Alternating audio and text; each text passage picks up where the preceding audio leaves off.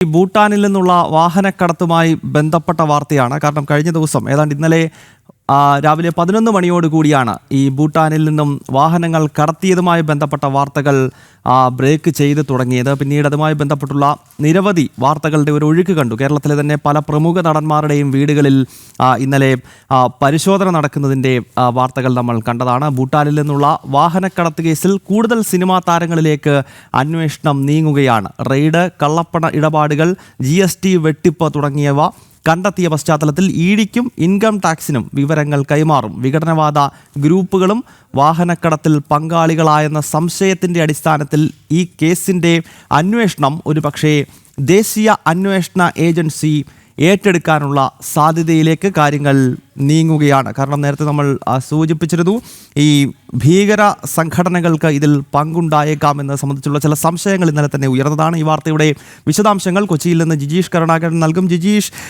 ഒരു ഭീകര സ്വഭാവം ഈ കേസിലും നമുക്ക് തള്ളിക്കളയാൻ സാധിക്കുന്നതല്ല. കാരണം അടിമുടി വെട്ടിപ്പ് നടന്നിരിക്കുന്നു. മാത്രമല്ല, ഇത്ര വിദഗ്ധമായ രീതിയിൽ ഈ കാറുകൾ ഭൂട്ടാനിൽ നിന്നും എങ്ങനെ ഹിമാചൽ പ്രദേശിലേക്കും പിന്നീട് കേരളം ഉൾപ്പെടെയുള്ള നമ്മുടെ രാജ്യത്തിൻ്റെ വിവിധ ഭാഗങ്ങളിലേക്കും വിശേഷിച്ച് മലപ്പുറം ജില്ലയിലേക്കുമൊക്കെ കൊണ്ടുവരാൻ എങ്ങനെ കഴിഞ്ഞു എന്നത് സംബന്ധിച്ചുള്ള സംശയങ്ങൾ ഇന്നലെ തന്നെ രൂപപ്പെട്ടതാണ്. ഇപ്പോൾ ഈ കേസ് ഒരുപക്ഷേ ദേശീയ അന്വേഷണ ഏജൻസി ഏറ്റെടുത്തേക്കും എന്നത് സംബന്ധിച്ചുള്ള റിപ്പോർട്ടുകളാണല്ലോ പുറത്തു വരുന്നത്. ജിജീഷ്,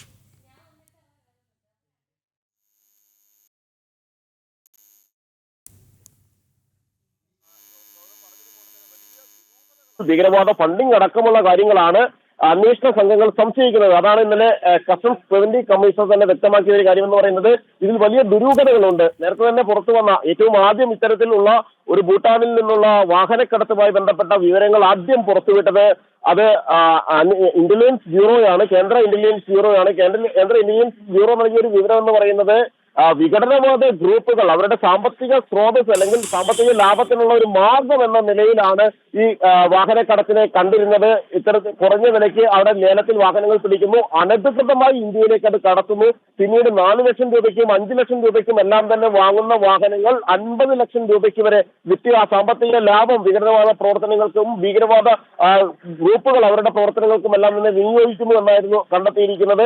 അതിന്റെ അടിസ്ഥാനത്തിൽ തന്നെയാണ് ഒരു വിശദമായ അന്വേഷണത്തിലേക്ക് കടക്കുന്നത്. പ്രത്യേകിച്ച് മലപ്പുറം, കോഴിക്കോട് ജില്ലകളിലുള്ള ഏജന്റുമാരെ കേന്ദ്രീകരിച്ച് കൃത്യമായി തന്നെയുള്ള ഒരു അന്വേഷണത്തിലേക്കാണ് ഇപ്പോൾ കസ്റ്റംസ് പ്രിവന്റീവ് വിഭാഗം കടന്നിരിക്കുന്നത്. കാരണം ഇവിടെയുള്ള ഏജന്റുമാരാണ് കേരളത്തിന്റെ പല ഭാഗങ്ങളിലേക്ക് ഇത്തരത്തിൽ ആളുകളെ അല്ലെങ്കിൽ ഈ ഒരു വാഹനങ്ങൾ എത്തിച്ച് അതിന്റെ ആളുകൾ വാങ്ങാൻ താല്പര്യമുള്ള ആളുകളെ കണ്ടെത്തി അവർക്ക് വാഹനങ്ങൾ കൈമാറിയിട്ടുള്ളത്. ഇനി പ്രധാനമായും അന്വേഷണ സംഘത്തിന് അറിയാനുള്ള ഒരു കാര്യമെന്ന് പറയുന്നത് ആരാണ് ഇതിന്റെ പിന്നിൽ പ്രവർത്തിച്ചിട്ടുള്ളത്.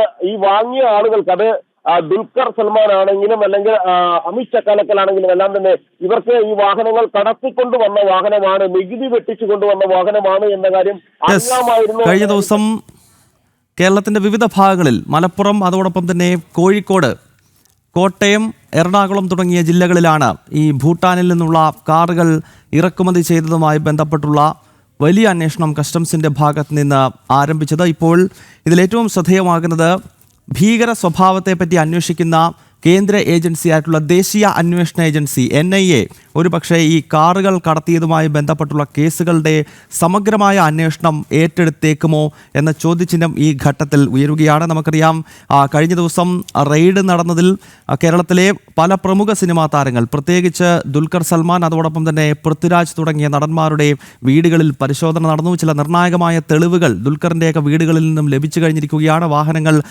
കസ്റ്റംസ് റെയ്ഡിൽ പിടിച്ചെടുത്തിട്ടുണ്ട്. അപ്പോൾ നമുക്ക് ഒരുപാട് കാര്യങ്ങൾ അറിയേണ്ടതുണ്ട്. കാരണം ഈ സിനിമാ മേഖലയ്ക്ക് ഈ ഭീകര സംഘടനകളുമായൊക്കെ വളരെ വലിയ നെറ്റ്വർക്ക് ഉണ്ട് എന്നതിൻ്റെ ധാരാളം തെളിവുകൾ നമുക്കറിയാവുന്നതാണല്ലോ. ഇതിന് മുൻപ് തന്നെ പുറത്തു വന്നിട്ടുള്ളതാണ്. പല സിനിമാ താരങ്ങൾക്കും ഈ ഹവാല ബന്ധം, അതോടൊപ്പം തന്നെ കള്ളപ്പണം വെളുപ്പിക്കൽ ടീമുകളുമായിട്ടുള്ള ബന്ധം, ഭീകര സംഘടനകളുമായിട്ടുള്ള ബന്ധം. അപ്പോൾ ഈ വിഷയങ്ങളൊക്കെ ഇതുമായി കണക്ട് ചെയ്യാവുന്നതാണ്. ഈ ഒരു പശ്ചാത്തലത്തിലാകാം ഒരുപക്ഷെ ദേശീയ അന്വേഷണ ഏജൻസിയുടെ കൈകളിലേക്ക് ഈ വളരെ സുപ്രധാനമായ കേസിൻ്റെ അന്വേഷണം പോകാനുള്ള സാധ്യത. നേരത്തെ ജിജീഷ് കരുണാകരനാണ് ഈ വാർത്തയുടെ വിശദാംശങ്ങൾ ആദ്യം മുതൽ പങ്കുവച്ചിരുന്നത്. ജിജീഷ്, നേരത്തെ നമ്മൾ ചർച്ച ചെയ്തതുപോലെ ഇതിനകത്ത് ഒരുപാട് ദുരൂഹതകളുണ്ട്. കാരണം ഇന്നലെ ഈ ദുൽഖറിൻ്റെ ഉൾപ്പെടെ വീടുകളിൽ പരിശോധന നടത്തുന്ന ഘട്ടത്തിൽ കാറുകൾ പിടിച്ചെടുക്കുന്ന സാഹചര്യമുണ്ടായി.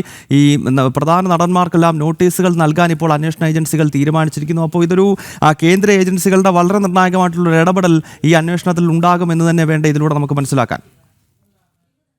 ഗൗതം, വിവിധ കേന്ദ്ര അന്വേഷണ ഏജൻസികളുടെ അന്വേഷണത്തിലേക്ക് തന്നെയാണ് ഈ കേസ് നീളുന്നത്. പ്രത്യേകിച്ച് ദേശീയ അന്വേഷണ ഏജൻസി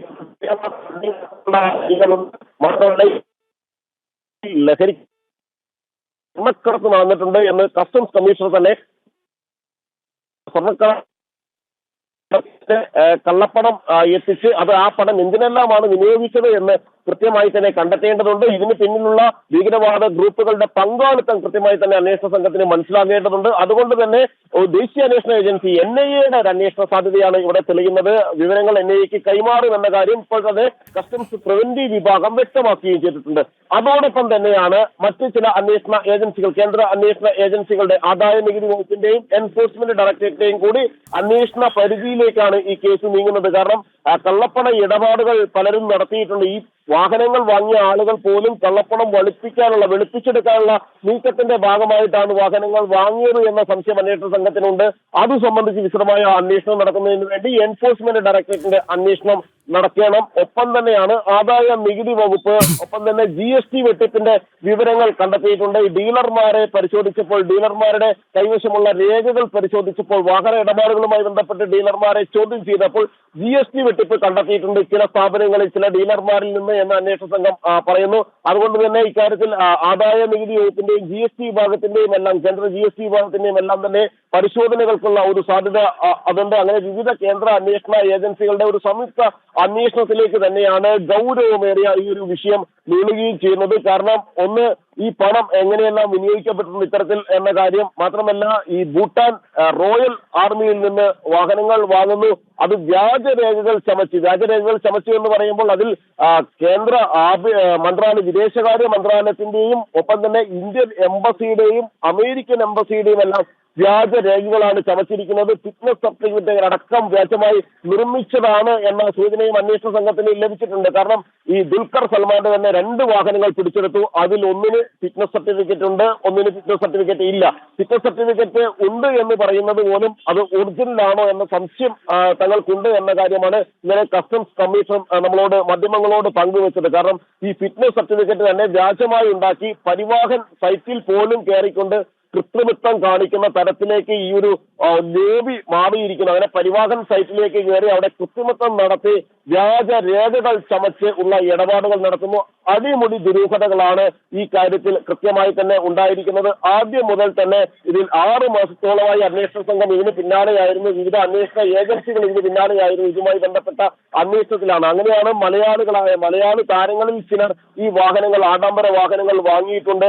അവർ കുറഞ്ഞ വില നോക്കി വാങ്ങിയതാണ് ഈ ആഡംബര വാഹനങ്ങൾ. ചിലർ വിന്റേജ് വാഹനങ്ങൾ എന്ന നിലയിൽ തങ്ങളുടെ ശേഖരത്തിലേക്ക് മാറ്റുന്നതിന് വേണ്ടി, കൈവശമുള്ള വാഹനങ്ങളുടെ കൂട്ടത്തിലേക്ക് മാറ്റുന്നതിന് വേണ്ടി വാങ്ങിയതാണ്.